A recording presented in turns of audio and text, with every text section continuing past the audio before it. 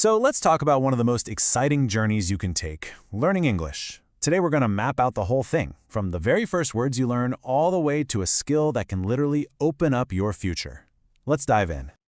It seems like a huge jump, doesn't it? I mean, how on earth do you get from a simple hello to confidently writing a formal letter to a university in the UK? Well, believe it or not, there's a clear path, and that's exactly what we're going to walk through step by step. All right, so here's our game plan. We'll start with the official map that all language learners use. Then we'll build up from the absolute basics, find out what it really means to be an independent speaker, get our hands dirty with a key formal skill, and then look at what comes next. Every good journey needs a map, right? Well, for learning a language, we actually have one. It's called the Common European Framework of Reference for Languages. But yeah, nobody says that. We just call it the CEFR. Think of it as the universal guide for measuring how well you speak a language. Now, this framework is so powerful because it takes this giant, scary goal of learning English and breaks it down into small, manageable pieces. You don't just go from 0 to fluent. Nope. You progress from A1, just getting the hang of everyday phrases, all the way up to C1, where you're using English for really complex stuff like at work or university. Each level gives you a clear target to shoot for. Let's rewind and start right at the beginning. The A1 and A2 levels, this is all about building that solid foundation and, just as importantly, getting the confidence to actually have your first conversations. This is literally where it all starts. Simple, powerful words like hello, bye, or take care. But these aren't just words on a list. They're like little keys that unlock your very first interactions. They make you feel like you're part of the conversation, right from day one. And you know, it happens really fast. You go from just single words to a real back and forth.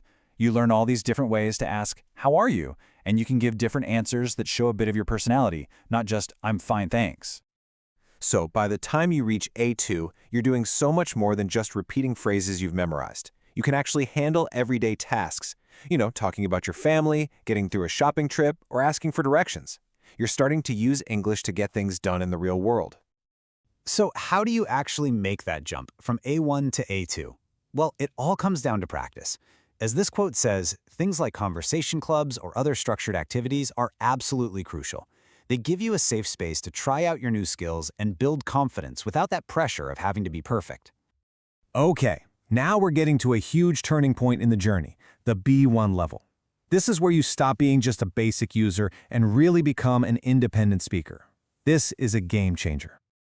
And while the jump from A2 to B1 it's massive.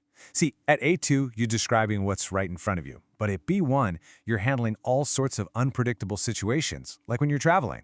You're not just trading basic facts anymore. You're creating your own connected sentences. It's a huge leap in freedom.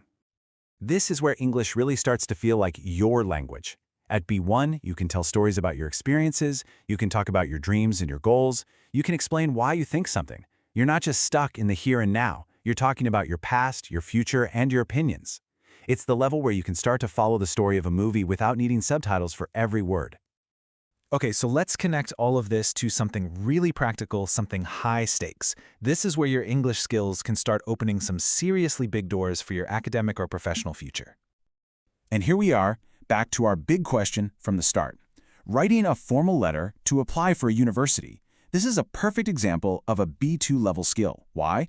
Because it shows you have control over the language, you understand social rules, and you can communicate for a really serious purpose.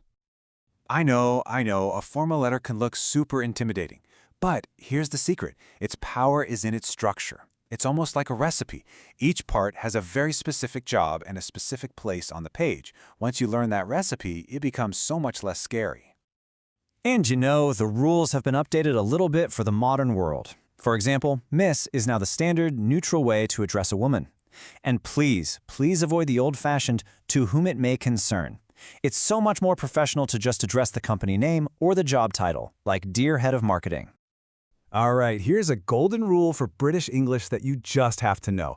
It's super simple, but it's a dead giveaway if you know what you're doing. If you start your letter with a name, like Dear Miss Smith, you must end it with yours sincerely. But if you started with something general, like Dear Sir or Madam, then you end with yours faithfully. It's a tiny detail that makes a huge impression. So, we've walked the path from a simple hello all the way to a proper formal letter. But of course, the journey of learning a language, well, it never really ends, does it? This timeline really lays it all out, doesn't it? You start with those A1 and A2 building blocks. You hit that massive B1 turning point where you gain independence. And then you move on to B2 and beyond, where you start using your skills for more advanced, complex things. Every stage builds perfectly on the one before it. As you keep going, just remember this one thing. Every single expert was once a total beginner. Every fluent speaker you've ever met started with their very first hello. It's the progress you make along the way that's the real win. So we've laid out the map for you, from that very first step to a major destination. The only real question left is, where do you want your English journey to take you next? Whatever you decide to do, the most important thing is to just keep going. Keep learning, keep practicing, and keep exploring. There are tons of amazing resources out there to help you along the way. Thanks so much for joining me.